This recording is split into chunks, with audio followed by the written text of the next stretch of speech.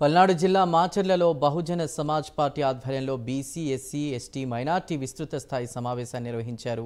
ఈ కార్యక్రమానికి ముఖ్య అతిథిగా బీఎస్పీ రాష్ట్ర కోఆర్డినేటర్ జె పూర్ణచంద్రరావు పాల్గొన్నారు. పిన్నెల్లి, జూలకంటి కుటుంబాల మధ్య మాచర్ల నియోజకవర్గం నలిగిపోతుందని ఆయన అన్నారు. ఈ నియోజకవర్గంలో అభివృద్ధి ఎక్కడ జరిగింది, సంక్షేమం ఎక్కడ జరిగిందని ఆయన ప్రశ్నించారు.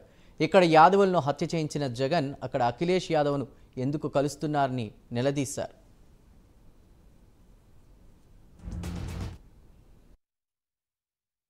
గుంటూరు జిల్లాకి నేను పనిచేశాను.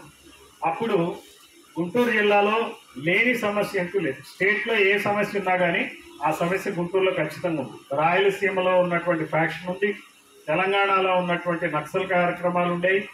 తర్వాత మనకి గుంటూరు జిల్లాలో చెప్పక్కర్లేదు, ఎస్సీల మీద అత్యాచారాలకి చుండూరు, మరి ఈ ప్రాంతాలన్నీ మీకు తెలిసిందే.